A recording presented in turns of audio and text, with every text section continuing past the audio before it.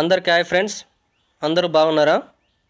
Okay, వీడియోలోకి వెళ్ళిపోదాం. మనం వీడియో ముందు ఈ విధంగా రికార్డింగ్ చేసుకోవాలి. ఆ రికార్డింగ్ చేసుకున్న వీడియోని మనం ఎక్కడెక్కడికి పాస్ చేయాలనుకుంటున్నామో అక్కడ ఇప్పుడు బ్లూ కలర్ టిక్ అయింది కదా, అదే విధంగా ఆడొక స్క్రీన్ షాట్ తీసుకోవాలి. మళ్ళీ ఇంకొక దగ్గర పెట్టుకొని అది కూడా బ్లూ టిక్ పడేట్టుగా పెట్టుకొని ఆడ కూడా ఒక స్క్రీన్ షాట్ తీసుకోవాలి.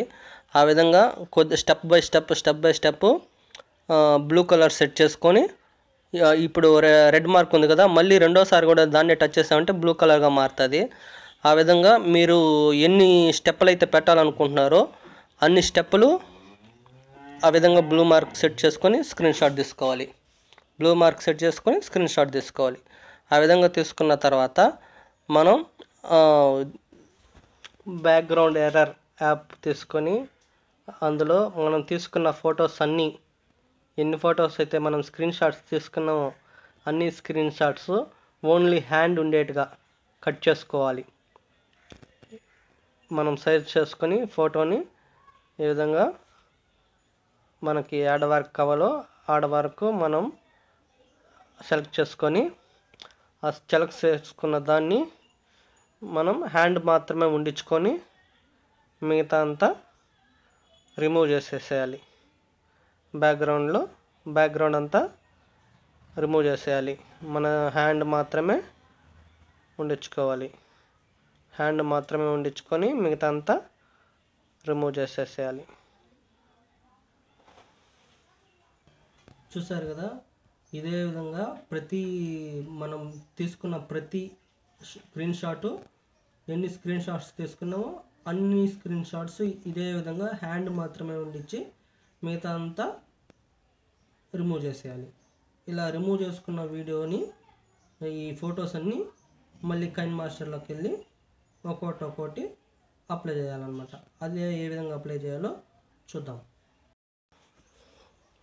ముందుగా మనం అన్లిమిటెడ్ లేయర్స్ అనేది ఆన్ చేసి పెట్టుకుండాలన్నమాట. ఎందుకంటే మనం 9 లేయర్లు దాకా పెట్టాలి.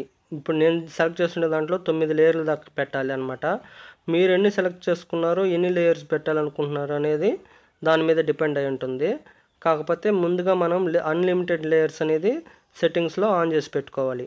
అప్పుడే మనం ఎన్ని లేయర్లైనా పెట్టగలుగుతాం, లేదంటే ఎర్రర్ వస్తాయి అన్నమాట. ఇప్పుడు మనం ముందుగా ఏం చేయాలి, బ్లూ కలర్ ఉంది కదా, మనం బ్లూ కలర్ వరకు పెట్టుకున్నాం కదా, అది స్టార్టింగ్ నుంచి ఫస్ట్ బ్లూ కలర్ దాకా ఒక ఫస్ట్ ఇమేజ్ అనేది సెలెక్ట్ చేసుకొని మనం ఆ బ్లూ కలర్ పెట్టుకున్న దగ్గరే ప్రాపర్గా ఆ సైజు హ్యాండ్ సైజ్కి మ్యాచ్ అయ్యేట్టుగా సెట్ చేసుకోవాలి. సెట్ చేసుకున్న తర్వాత ఒకసారి చూసుకోండి.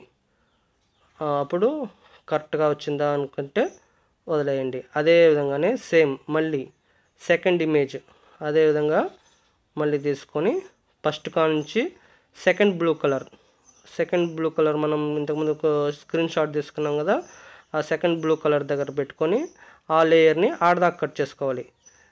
అంటే ఫస్ట్ లేయర్ వచ్చి ఫస్ట్ బ్లూ కలర్ దాకా, సెకండ్ లేయర్ వచ్చి స్టార్టింగ్ నుంచి సెకండ్ లేయర్ దాకా, థర్డ్ది ఇమేజ్ స్టార్టింగ్ నుంచి థర్డ్ బ్లూ కలర్ దాకా. అదేవిధంగా ఎక్కడెక్కడ స్క్రీన్ షాట్ తీసుకున్నామో ఆ షాట్ దగ్గర దాకా మనం యాడ్ చేసుకుంటూ రావాలన్నమాట. ఆ విధంగా ప్రాపర్గా యాడ్ చేసుకుంటూ వచ్చామంటే ఫైనలీ మనం అనుకున్న విధంగా ఒక్కొక్క దాని దగ్గర సేమ్ అదేవిధంగా ఎన్ని లేయర్లు అయితే పెట్టుకున్నామో అన్ని లేయర్లు సేమ్ మనం ఎక్కడెక్కడ స్క్రీన్ షాట్స్ తీసుకున్నామో అక్కడక్కడ సెట్ చేసుకుంటే సరిపోతుంది.